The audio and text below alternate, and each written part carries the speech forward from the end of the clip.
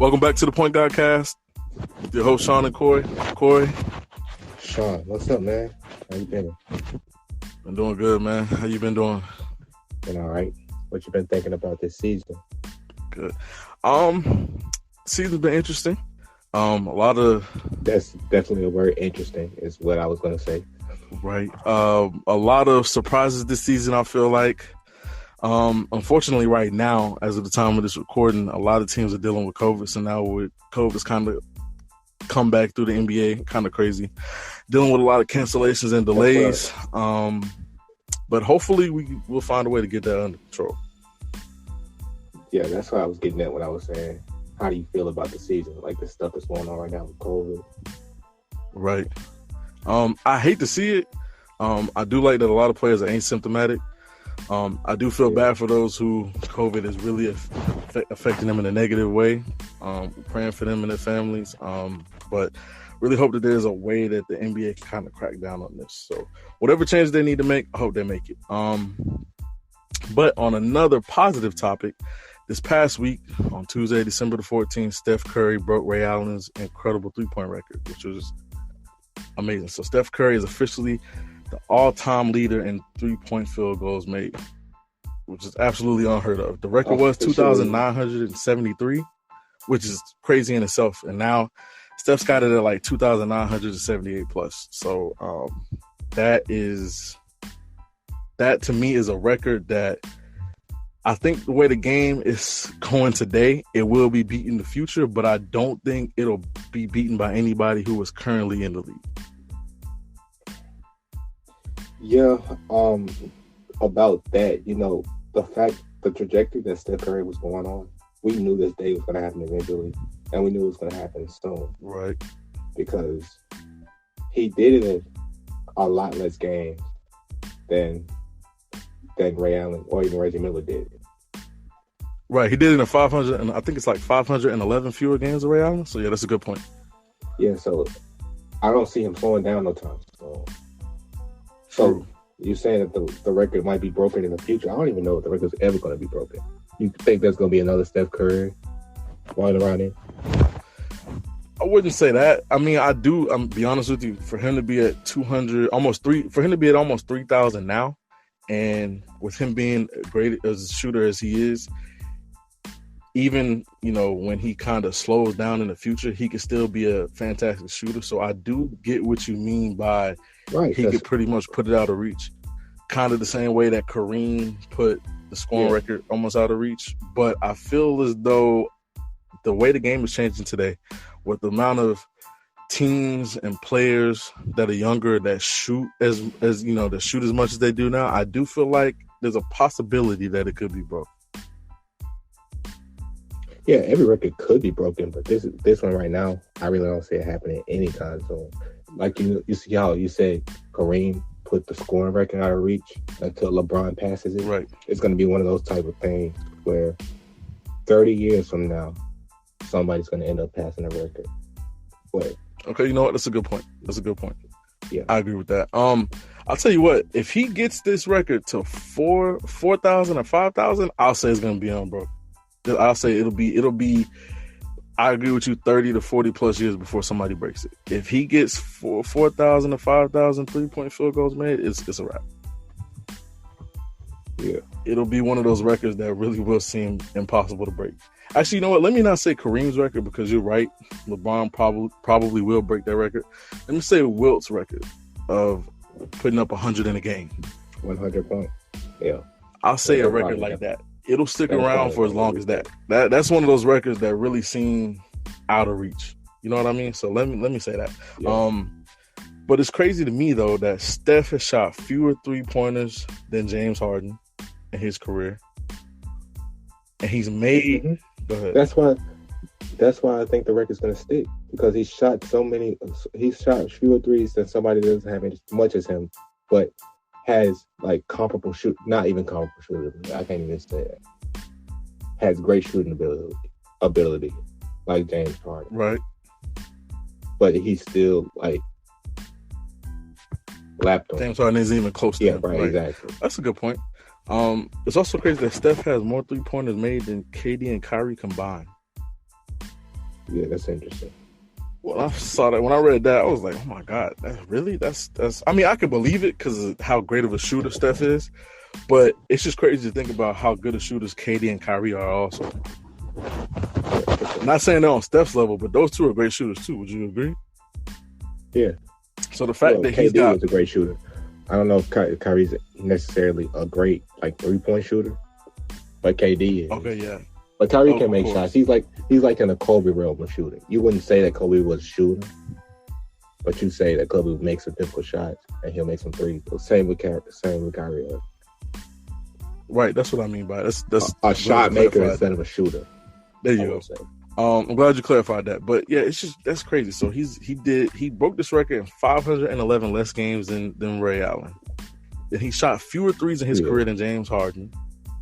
So imagine where he's gonna be when he gets to the amount of games that Ray Allen did today. Imagine what that 3-point number is going to be at that point. That is true. In 511 more games. I'm gonna be honest with you. You're right. Now that you bring that up, I do think you are 100% correct that it'll be a long time, 30, 40 plus years before it's broken, for sure. For sure. Especially if he keeps scoring at the rate that he's scoring. Which I do see that possible for the next 5-6 years. Yeah, it's gonna and shooting, right? It's not the same as dunking ability or athleticism. Shooting that doesn't go away. Great shooters always gonna be able to shoot. True. That is imagine the days where Steph Curry just becomes a spot up shooter. He can play 4 or 5 more years as a spot up shooter. True. That's a good point. Kind of like with go ahead. There's a lot more threes left in Steph Curry's career. That's all I got to say. I agree with you. That's a good point. But yeah, shout out to Steph Curry for that record. Crazy that it ended up getting broken. I know there were a lot of people who felt like once Ray Allen set the record back in 2011 that we would never see somebody break it. But I feel like there were a couple people that once Steph Curry kind of got on the map and to kind of see what he was able to do in 2016, I think there were a couple people who were like, I think if there's anybody who could catch that record, it's this guy. Yeah. And they were correct. There were some people who doubted him now. Definitely some people who felt like, no, he won't be able to continue this on throughout his career. And I just like the way it wasn't like he broke this record. Something that a lot more people deemed impossible than people thought were possible. You know what I mean? So shout out to Steph Curry for breaking this record. Yeah. But also, speaking of Steph Curry in this season, in my opinion, he's a huge part of the reason why the Warriors are the best team in the NBA. MVP. In my eyes. The MVP. Yeah, the MVP. For sure. But that's debatable. But right now, the Golden State Warriors, although now, as of the time of this recording, they are second in the West, but they're 24-6 overall. They won 80% of their games. They're 12-3 in the conference, 5-1 in their division, 14-2 at home, 10-4 on the road, and in the last 10 games, they're 6-4. They're fourth in offensive rating, first in defensive rating, and then second in net rating. Which is, to me, the Warriors don't even have Clay back yet. So for the Warriors to be this good this early on in the season without Klay Thompson, Steph, of course, doing what he did. Steph had a phenomenal season last season, but the difference between this season and last season is the Warriors are winning this season. They weren't really winning last season. They were struggling. Steph individually was having a phenomenal year. I mean, you could say that last year even topped his 2016 season, if you would like. And I would, it'd be hard to disagree with you. But you mean his unanimous MVP season? Yeah, I'm talking about his play individually, how he was, how he played individually. Now, of course, the team success was not the same. Clearly. Yeah, that clouds it a little bit. If the team's not as good, then it really... Right, but I'm talking about just him individually. I'm not even talking about the team. So to me, him individually last year, he was phenomenal. And then this year, he's the same way, But now the Warriors are winning. And a big part of that is not only Steph and his leadership, but then you got players like Jordan Poole who stepped up this year. Jordan Poole's averaging like 18 a game. Yeah. You got Jordan Poole averaging like 18 a game. Andrew Wiggins is averaging like 18 or 19. And then you got players like Gary Payton, who has become an amazing lockdown defender. Go figure. Right. I mean, he's Gary Payton Jr. It makes sense. But a lot of people didn't see that in him, though. But the Warriors saw that in him, took a chance on him, and now look at what he's done for them so far this season. I remember he was on the Lakers roster a couple years ago, like 2015, 2016, I think. Yeah, that's what I'm saying. Like, people think this is his first rodeo in the league, and it's really not. Yeah, I remember Gary Payton II. He didn't make it past the like training camp roster, I don't think, but he was definitely on the Lakers roster at one point in his career. Right. He was doing pretty good in the G League too, and there was a lot of teams who overlooked him, but the Warriors took a chance at him, and he's helping them out a ton this year. It's crazy. Yeah, so they might have the MVP, most improved player, Jordan Poole. Yeah, they have a good team, and all of that without Klay Thompson. It's crazy. So in my opinion, as of right now, they are second in the West behind the Suns. But I feel so far into this season, I feel like they've been the best team in the league. I completely agree with you. I'm not saying that they are that much better than the Suns. The Suns did have like an 18-19 game winning streak. It unfortunately got ended by the Warriors. Yeah. But I just feel as though the most complete team in the league is the Warriors. Between their offense and their defense, you gotta look at they're the most right. Exactly. Team. You gotta look at their ratings on offense to defense and net rating. Like you said earlier, they were first, second, and first, right? They're fourth in offensive rating, which is fourth in offensive rating. Okay. Yeah, first in defensive rating and second in net rating. There's top 5 in everything. Yeah. What are the Suns? Do you know? I don't, but I'm pretty sure if they're second in net rating, I'm pretty sure the Suns are like first in net rating. But go ahead. It's neck and neck. I think the Warriors. I think I give the edge to the Warriors though, simply because I've seen them win, and I trust their players more than I trust the Suns. Right. So, but it's neck and neck. I think they're the two teams to beat in the West right now. Everybody else need to get their stuff together. They're the two best teams in the Western Conference, and Brooklyn, when they're healthy, and Milwaukee are the two best teams in the East. Okay, I like that. It's hard to disagree with that. Another thing I would say about the Warriors that I've been impressed with is they've won the games they're supposed to win. So versus, the teams that you would feel are lesser than equal that they're supposed to beat. And then some of the teams that people felt like they would lose to, they won those games also. And that's the biggest thing for me. Mm-hmm. They don't really take games off. They treat everybody the same, keep the same energy with everybody, and they don't take games off. Right. Neither do the Suns, but I don't know, man. It's hard to think that the Warriors are gonna decline when Klay gets back. They're only gonna get better. Like Klay Thompson only makes them better. You add another shooter, another 20-point per game scorer, and then another great defender. So it's just right. I don't know. I just really don't see them getting any worse. Like they are really the most dangerous team in the league, in my opinion. With them also having the MVP of the league too. So I like what I've seen from the Warriors this year. Jordan Poole, Gary Payton II, and Juan Toscano-Anderson have been they surprised me. I can't lie. Especially Jordan Poole averaging like 18. That was shocking. I knew he would do well this season, but not this well. Like he really could be the third Splash Brother once Klay comes back. Okay, yeah, right. Exactly. And like it wouldn't even be close. I don't know. He's not as good a shooter, obviously, but no, but he's very dangerous. Like scoring wise, he is very dangerous. Like one of the biggest things to me about Jordan Poole is, again, he's not as good of a shooter as they are, but Jordan Poole has a really dangerous first step. Like if he gets a really average or bad defender in an ISO situation, he's getting a bucket. Right. Like I don't know. I just really like the way Jordan Poole's been playing. Man, he's so dangerous. Like this, it's gonna be still hard once Klay comes back because you got to worry about Steph. And you can double team Steph if you want to. Then you got to worry about Clay. And then not only do you have to worry about Clay, but then you got to worry about Jordan Poole getting buckets on you too. So I just love what I've seen from the Warriors this year. Again, hands down to me, they're the best team in the league so far. But I will say one thing.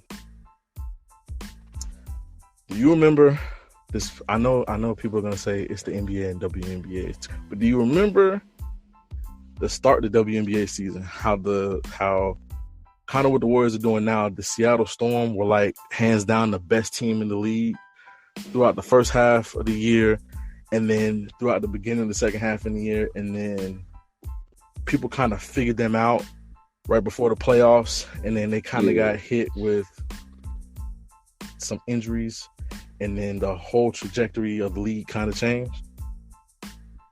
Yeah, I don't think that's going to happen. I'm not saying that's going to happen, but I will say this. I will say that teams are going to play them differently in the back half of the season because we're only like 30 games in so far. For the next 50, 40 games, people are going to take them a lot more serious. I do feel as though there are some teams who saw them earlier in the year and who kind of slept on them. I know it sounds kind of dumb because it's like they got Steph Curry. How do you sleep on them? Okay. But think about the way teams played them last year. Teams played them last year, took them serious, beat them. Teams see them this year with the roster that they have, still no Clay. They felt as though they would be the same Warriors as last year, and they weren't. Right, you're right that they weren't, but we're also still like 40 games into the season. So like, if they ain't figured it out now, are they gonna figure it out later? Yeah, because I mean, we're not at 40 games. We're like right at 30. There's still like 52 games left. So what I'm saying is there are teams who are going to change their tone towards the Warriors for the next 40 or something games. I still think they get a top 2 seed regardless. I think that they're in too far. I think the top 2 seeds are pretty much locked in the Western Conference. Everybody else is fighting for 3 through 10, in my opinion. Okay, I can see that. I'm not saying that they're going to go down. I'm just saying that the road ahead for them is going to be a little tougher because teams are for sure going to see them as a threat now. They're going to see it, even if Clay comes back, does or doesn't come back in January. Come January, people are going to play them a lot different. People are going to play them like they're the Warriors of old, finally. Actually, I can't say finally because that's how I felt like people were playing them last year when they saw that they were, short-handed. And that's why they lost so many games. But I just think a lot of people did sleep on them to start the season. They made people pay. Now they're the best team in the league. There are some teams, some people who don't like that. So I feel like they're going to take them a lot more seriously when they see them again. That's all I'm saying. Now, I do also believe, even if that does happen, right, I do believe that the Warriors can handle that. They're built for it. They can handle that. Steph, Draymond, and Iggy, they've been through that before. Play them throughout the rest of the season. Now that they've proven, in my eyes, that they're the best team in the league, they got the league MVP. We'll just see how things continue to pan out. I do still think that they're still going to win. That's a given. I just want to see how other teams play them now because, again, I do think that there were some teams who really did downplay them and the Warriors made them pay. That's all I'm saying. Yeah, I think this could be Steph Curry's year to finally get his run and get Finals MVP if they go that far. Okay. If other teams don't step up in the Western Conference, you know exactly who I'm talking about. That's going to happen, in my opinion. Right. Okay. I mean, I can see that. To be honest, I can see that. I can see that happening. But speaking of teams stepping up in the Western Conference, let's get into the Lakers. Yeah, that's exactly what I was talking about. Yeah, I know. Okay, so the Lakers right now are 16-14, 53% win percentage. They're 8-9. They're 8-10 in their conference, 1-4 in their division, 10-7 at home, 6-7 on the road. They're 6-4 in their last 10, which is so the Warriors, which is interesting. And they're 5-1 in overtime. Yeah. Crazy that they're leading the league in overtime games, but they're also leading the league in overtime wins because nobody's had more than them. So one thing I will give the Lakers credit for is they're first in pace this season. They've maintained that throughout like the entirety of the season. So, they're what? They're first in pace? Yes, they're first in pace. I didn't know that. Yeah, it's kind of crazy, but legit, they're number one in pace. But you see, on Twitter, you see stuff like they spend the most time walking and all this extra stuff. They're trying to make them look old and stuff like that. So I didn't know. That's why I didn't know they were first in pace, because people don't talk about that kind things of like that. Yeah, of course. Which you don't expect people to. It's Twitter, but yeah, they're legitimately number one. But unfortunately, they're 26th in offensive rating. Mm-hmm. They are 7th in defensive rating. And you can tell when you watch them that they're 26th in offensive rating. And that defense has gotten a lot better. Yeah, I was about to say, actually, they've gone up. I was about to say, actually, for defensive rating, they've actually gone up. Now, for offensive rating, they've gone down. I think they were like 24th last week. Now they're at 26. Defensive rating last week, they were like at 9th. And you could just see it. So, yeah, I agree. Those two changes you can see. You can see why they've dropped in offensive rating, and you can see why they've kind of gone up in defensive rating. Yeah, you can. I don't even have to know the rate that the numbers on that to just know, because I look at it and I see it with my eyes when I watch them play. True. I was about to say, I don't think the offensive rating is body. I think the biggest thing that's a shock is them being number one in pace. But the only reason why that makes sense to me is because of the way LeBron James and Russell Westbrook will push the ball when they get the opportunity. Now, does that always mean it's leading to a bucket? No, but they do like to push the pace a lot, though. But that's the best way of scoring. If they get a half court, then it's a little iffy. Right. And then go ahead. All the COVID stuff going on. We gonna get it. Never mind. Go ahead. What was you saying? This is what I will say. The Lakers, Kendrick Nunn, and Trevor Ariza, because of injuries. Then now they've got Anthony Davis, who will be out with an MCL sprain for like at least a month. And then now they're also dealing with COVID protocols. Unfortunately, you think the league should shut down for a couple of weeks? I know they want that Christmas Day revenue, but like, who's going to be watching Christmas Day? KD not playing, Anthony Davis not playing, like all these players not playing. Is James Harden even playing right now? I'm not sure if he's in the protocols. I don't think he is. I do know for sure it's KD and Kyrie, but I don't know. I don't know if they should. To be honest with you, they're probably not, just because I'm pretty sure they would probably lose more money if they shut down than they would if certain players didn't play on Christmas Day. I tweeted the other day, like I take away all the credit I was giving them for the bubble because of the way they're handling this right now. Right. Which I get that. But so back to the Lakers. I just feel like, first of all, I knew that the Lakers were going to need time to figure things out. Oh yeah, that's what we're talking about. Yeah, I know they were going to need time to figure things out. They still need time to figure things out, which sucks to say, because you would think that 30 games in that they would somewhat have it figured out. I still don't think that they do, but I will say this. It's not Russell Westbrook's fault. No, it's not. He's been one of the more consistent players on the team. Maybe his fit's still not that far good. I mean, his fit's not as good as it can be, but his play, it's not a problem. Right. I don't even know if it's anything about his fit is really a problem right now. I think him and LeBron are coexisting. I think one of their biggest issues is just effort sometimes. Effort, and then having people be there consistently, like Anthony Davis this year. He's averaging like 23, 24, but sometimes his energy hasn't been there. But I do feel like there's been an underlying issue with Anthony Davis, because I remember last month it seemed like every other game he was sick out. He wasn't sitting out. But our videos and in tunnels throwing up, him throwing up in a lot of them. So to me, that kind of explains why he hasn't had the energy that he normally has had for the last couple of seasons.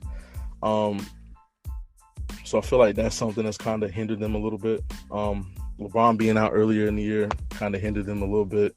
Again, still not being able to play Kendrick Nunn or Trevor Ariza kind of hindered them a bit. I do still think that they have plenty of time to figure it out, but I do think that figuring it out window is closing. It's closing, yeah. You really got to the All-Star break. Because again, you're 30 games in now at this point. They're still struggling. I mean, they're the 6th seed, which ain't terrible. It could be worse, right? But it's not where I thought they would be. I definitely thought that they would be a 3 seed, at least top 4 or a 4 seed at the worst at this point in the season. That's what I would have thought. Yeah. But unfortunately, right now they aren't. But I do believe that they will get there. I'm glad you believe that. I'm not quite sure. I want to see them healthy before I say anything else about like where I think they're going to be, because I can't really assess that right now because I haven't seen them healthy. I haven't seen them give full effort an entire game other than the Dallas game, which is very fun. That was probably the funnest game of the season. Right. Other than that, yeah, I want to see the team healthy. I want to see Anthony Davis back and better than ever. Well, better than he had been this season, which hasn't been bad. It's just like you said, the energy has not been there. Karl Anthony Towns kind of bullied him the other night. When was that? Was that last night? Or was that the night before last? I think it was the night before last. Yeah. Yeah, it was kind of bad. I want to see Kendrick Nunn in action. I want to see what that looks like. I want to see THT back. I want to see what Frank Vogel's lineups are looking like when we have a full roster. Well, I'm not gonna say we right now. Not I don't want to. I'm just because I'm on the podcast. It doesn't matter. But anyway, I want to see what his lineups look like when they have a full roster. I want to see what Trevor Ariza's role is going to be, how he can contribute to the team, what he looks like when he gets back. It's a lot I want to see. I want to see if DeAndre Jordan take a completely out of the rotation like he should be when Dwight Howard comes back from protocol. Right. Yeah. See, I'm kind of in the same boat as you. Once the Lakers have, once you see everything from everybody that they have on their roster fully healthy, you've seen all of their rotations, and Frank Vogel finally finds the right rotation that works for them. Once you've seen all of that and then they're still struggling, then I feel like, okay, it's fully time to panic.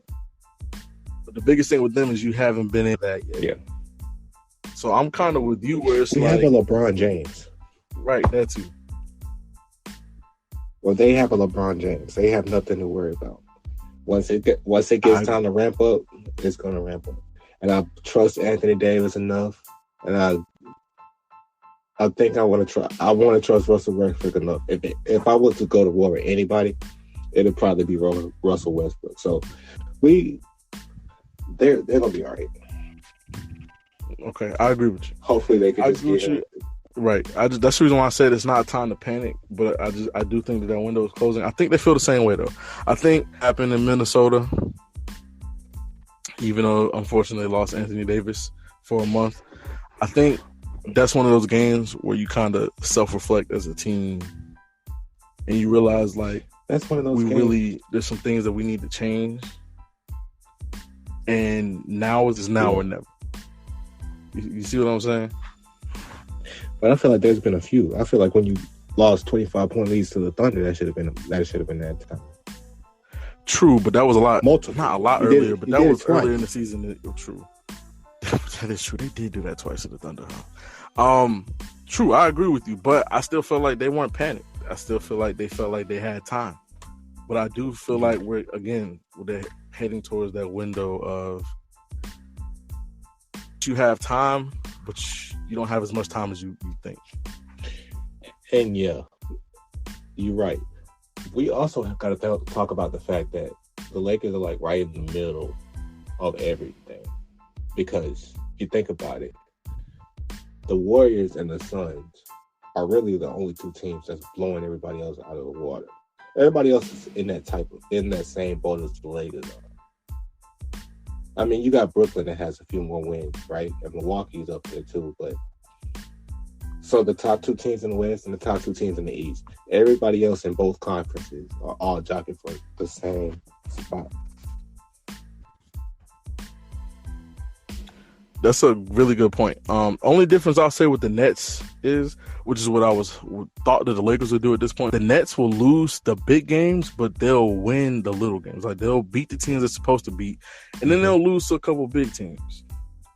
So that's the reason why the Nets are sitting at 20. Right. That's the biggest difference. At this point in the season, the Lakers will beat all the small teams, but then lose to the bigger teams in the more important games. I'd be like, you know what? That's all right, because they would probably be like the 3 seed. Yeah, or maybe even the 2 seed. Right. But the problem is they lost the big games and the little games. Yeah. You got time to figure out how to beat those big teams.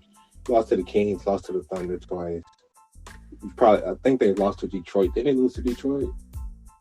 No, we beat Detroit. That's the game that LeBron got ejected. And beating Detroit. But we've lost to a lot of bad teams. Right. Or they lost to a lot of bad teams. Right. Yeah, that's the unfortunate part. But they're still they're still only the 6th seed. Like is inconsistent. They're like the 10th seed or something. But the Lakers only the 6th seed. They get talked about all the time. And they really have the same record as the 5th seed, the Clippers. They're both 16 and 14. Mm-hmm. And they're both like 2.5, 3 games back from the Grizzlies. They would just finish. Yeah. They are able to. It's hard now because COVID has kind of hit them. But if they can find a way to finish out the rest of the month strong, they could go into the new year being a 4th seed. But Anthony Davis is out. Yeah, don't know when none of the reasons. I'm not even counting the rest of this month. You're not even counting the rest.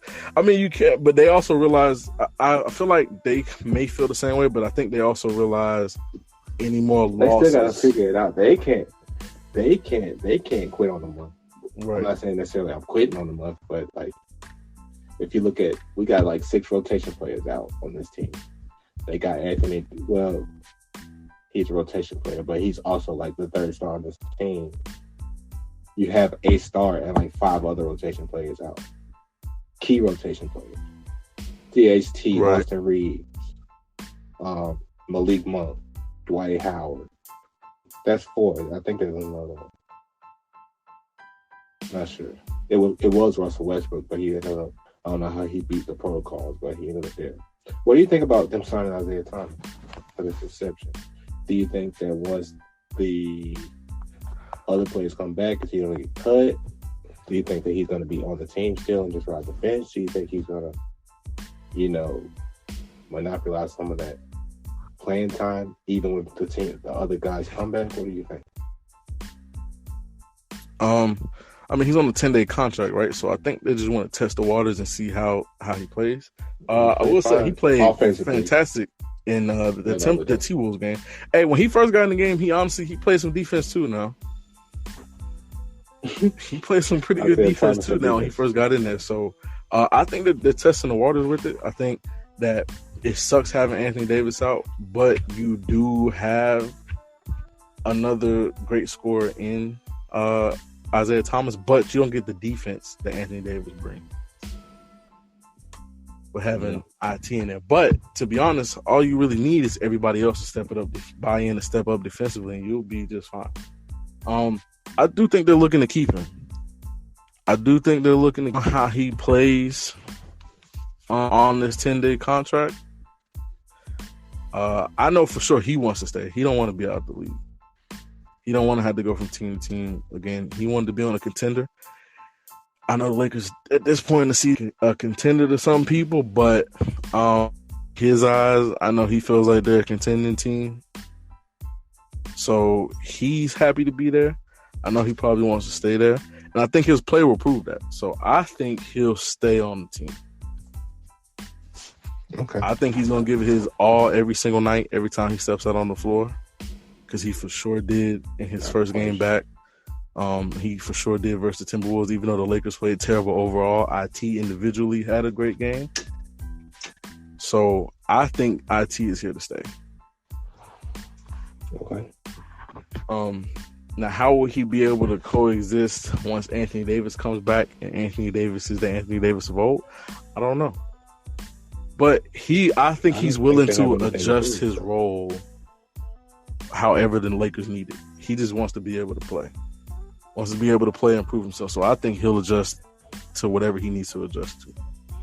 Yeah, I don't think IT and Anthony Davis have anything to do with each other. I think it's like once rotation guards come back, like THT and who else is missing? Austin Reeves and Kendrick Nunn. Like once those three guys are back, Kent Bazemore, once those four guys are back, like where are the minutes for IT gonna come from? Oh, I see what you mean. He's gonna get minutes, man. Like again, Frank Vogel is still experimenting with rotations. See? Yeah. So he'll find the right rotation. I do think he'll be in some type of secondary rotation with like a second unit to where he can get his buckets, because I know that's what IT would like to do. And I know that's what the Lakers know he would like to do. So my biggest thing is they'll figure it out and he'll adjust however the Lakers need him to adjust. I don't think his IT playing. What if IT playing and the Lakers winning don't coexist with each other? It will be put that on him just because they're not winning consistently now. And they weren't winning consistently before he got there. So even with adding him, if they aren't winning consistently, you can't really pin that on him. I just really don't think IT helps a lot. That's what I'm getting at. I think he did well with his role, what he did the other night. But in the long term, I think they need a guy that's guarding that spot that can, defend on a consistent basis. And I know IT can drop buckets. He's proven that over his career. He was an MVP candidate, for God's sake. But right now, in this point in his career, I don't know if he's that guy anymore. And I don't even think the Lakers really need that guy. Okay. So I think that he got the spot because the Lakers are missing a lot of key pieces. But once those key pieces come back, I hate to say it, but I don't know if he's gonna still be there. Or if he's still there, he's gonna take on more of a Rondo role instead of a players type role. Okay. I can see that for sure. I can see that. Again, I think it just depends on what he does and what happens with the Lakers within his 10-day contract. But I'll tell you what, whenever he gets in there while he's on this contract, he's going to give it his all. So with him giving it his all and him if he repeats his performance in Minnesota, it's not really even with his scoring, but with the way he was playing defense, I think that would warrant them to want to keep him. Okay. A crazy amount of minutes, but they would want to have him on the roster, though. So, again, I just feel like whatever happens in these 10 days determines whether or not he's still with the Lakers. But you do bring up very valid points about how you feel like he might not necessarily fit with this team. Mm-hmm. So, it could go either way. I hope it works out for him. Whether he stays on this roster or his play on this roster gets him on another roster. I hope it works out for him regardless. Right. I agree with you. I'm glad to see him back. Glad to see him. I mean, he looked great coming back. Looked like he hadn't skipped a beat or missed a game. That was my biggest thing about IT coming back. I was like, man, looked like this man hadn't missed a game at all. I mean, he did just drop like 40 on G League players with ease, so it makes a lot of sense. Yeah, for sure. But with the Lakers kind of being a surprise of how inconsistent they've been so far this season, are there any other teams or players that have kind of been surprises to you this season? You go first. If you have any, you go first. Okay. Well, the first and most obvious one to me is the Warriors actually played to start the season. Yeah, I'm not that surprised by that. I am. I'm not surprised by Steph. Like, I felt like Steph was going to do what he did. Now, of course, to start the season, I did say that him and Dan be candidates for me over him, and now I look stupid. But I had Steph second, so I mean he proving me right there. But I didn't expect them to be this good. I didn't expect them to be as bad as they were last year. I knew this would be a year that Clay would be coming. They would know, hey, we can be contenders again. So let's show people, who we really are. But I just didn't think that they would be best team in the league good so far. At this point in the season, but they are.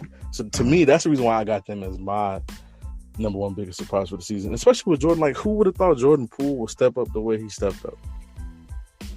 Like, I can see Wiggins doing what he's doing this year because he kind of did that last year, but I did not see Jordan Poole playing like this. Not this well. Like, Jordan Poole is always a good player, but not like this, which is great. And Gary Payton II. Like, there were so many teams that slept on him for so many years. And now look, he got an opportunity with the Warriors, and he's making teams pay. Like, I just didn't see that coming. That's my biggest thing. Right. I would say another team that has surprised me is the Bulls. The Bulls, yep. I knew they were going to be second seed in the East. Good. Yeah, they're my favorite team to watch in the league right now, and that's including the Lakers. Yeah, they're very exciting to watch. The way Zach LaVine and DeMar DeRozan play alongside each other is crazy. Nobody has been able to stop those two so far this season. It's ridiculous. Yeah, I love to watch Caruso play. Oh, of course. You know what? It's crazy though. Now Caruso's getting the love that all the Lakers fans were showing him. Oh yeah. We've been saying this for 2 years. I remember for years people were saying, I don't understand what all these Lakers fans seeing Caruso. I don't understand what these media outlets seeing Caruso. And he's no different. Right. He's doing the same stuff. Yeah, that's exactly what I'm saying. Like, I remember people tweeting out he only averages like 6 points per game. And it was like, bro, it's not about how much he averages per game, bro. You don't actually watch him. That's the thing. Now people are watching him. Now he's getting his credit, which is crazy. Mm-hmm. But yeah, the Bulls being the second seed in the East, very, very shocking to me. I didn't even know they were second. Yeah, the second seed in the East. They're 17 and 10. Another team that's shocking to me is the Cavs being third in the East. Wait. Cavs are 19 and 12 and third seed in the East right now. I haven't looked at these standings in weeks. You haven't? Yeah, the Cavs are 8 and 2 in their last 10. Like, that's what made me pay attention to them, was been these last 10 games. I'm like, hey, the Cavs have been winning, and nobody's really been talking about it. I did not know that. Yeah, nobody. I was like, nobody. I really thought it was Milwaukee and Brooklyn. I've been saying all episode Milwaukee and Brooklyn are the top two seeds because that's what I thought. Well, listen, even the Bucks as the fifth seed, a lot of people. They're 19 and 13. As the fifth seed, like people still, a lot of people still believe that they're fifth off percentage. Right. I think although Giannis like the best player in the league, he's gonna get them right. So yes, the Bulls may be the second team, like second best team in the East, but in a lot of people's eyes, they don't feel like they fully are. Right. So for you to bring up the Bucks the way you brought them up, you bringing them up the same way a lot of other people are bringing them up. Yes, they are the fifth seed, watched the Bucks play. People still feel like they're the second best team in the East. You see what I'm saying? And they have the second most wins in the conference. So that's the reason why you bringing that up is not bad. Yeah. But yeah, surprising to me was Damian Lillard struggling to the start this season. That's another one. I know the rule changes was going to like hinder some players, James Harden in particular. Right. Which it has a little bit to some extent, but I did not think that it would affect Damian Lillard like it did. Agree. I differ because, I mean, like I said in our previous episode, I had him being possible leading MVP candidate for this year, but clearly the rule change, the officiating changes have shifted that for him. He's even expressed it in a couple of post-game interviews, and I just didn't see him being a player that it would affect that much. I guess I never really realized. Yeah, me neither. surprising. Dan relied on the refs, but just thinking about some of his best games last year, I just don't remember him relying on the refs like that. I see him shooting like logo threes. You don't have to rely on the refs to shoot logo threes. That's what I think. That's what I'm saying. I see him. I mean, that's what I. Yeah. By it, but I mean, clearly it's affecting him. Like, even if he never said it, you would still be able to see that it affects him by the way he plays in games and how. You never think about how often he goes to the paint. True. Very true. But that's for sure a surprise. And then my last surprise for the season has been the Grizzlies. Oh yeah, they've been very good too. And they've been good without Ja Morant. That's my biggest thing. How well they've been without Ja Morant, how they found a way to win without Ja Morant has been crazy to me. They're the fourth seed in the West right now at 19-11. I was supposed to be in Memphis for my birthday to watch them play the Lakers. Glad I didn't go. Right. The Grizzlies have been great. Like, I don't know. I didn't see this coming. I'm sorry, I just didn't. To be honest, the way that they're playing, I thought the Lakers would kind of play that way on both ends, even with like LeBron being out or because if you have one of those guys out, you have two other stars supposedly. Right? Exactly. So that's how you thought that if a guy sits out, they should be good. If two guys sit out, they should be good on some nights, like a night when they play the Thunder and have a 25-point lead. You should be able to win that game without LeBron James. But we're talking about the Grizzlies right now. So, what were you saying about the Grizzlies? They shocked. I didn't want to get too far down the rabbit hole. No, you're good. I just really didn't expect the Grizzlies to be this. I think the biggest thing about the Grizzlies is they're trying to prove that like last season wasn't a fluke. Like, you know how many people feel like them beating the Warriors was like a fluke. It was just one game. Like, they wouldn't have been able to beat the Warriors in like a series. It was just one game. All of that. They're proving those people wrong. They're saying we were able to make the playoffs last year for a reason. We're gonna do it again this year too. So I like that attitude, and they're kind of playing with a chip on their shoulder right now, and I like it. It's helping them win. The Grizzlies are the fourth seed with home court advantage in the playoffs can win a playoff series. Right, for sure. They don't have to worry about the play-in tournament. They're just right there in the start of the playoffs. 7-game series, home court advantage. I think they can win a playoff series depending on who they play. Right, but I see they're also trying to prove that to people, and part of them proving that is making sure that they have a chance to finish this season as a high seed instead of a low seed like last year. So I respect it. I respect it a lot. The Grizzlies are a team that you do not need to sleep on because they will 1,000% make you pay. And I'm impressed with them. I'm even more impressed with them than I am the Cavs. It's weird to say, but I'm just going to be honest. The Grizzlies really shocked me. I think I'm far more impressed with the Cavs than the Grizzlies. I can feel that, but at the same time, them being in the East, I'm like, But the Grizzlies, who they beat and how they beat people, I'm impressed. I get that, but and doing it without a star player like Ja Morant. Right, and Dylan Brooks. They've had Dylan Brooks out too. One of their best defenders. Like, that's crazy. But what star players do the Cavs have? I mean, I don't know. And they've been bottom feeders. Grizzlies have not been complete bottom feeders for the last couple of years. True, the Grizzlies were able to make the playoffs last year. You're right.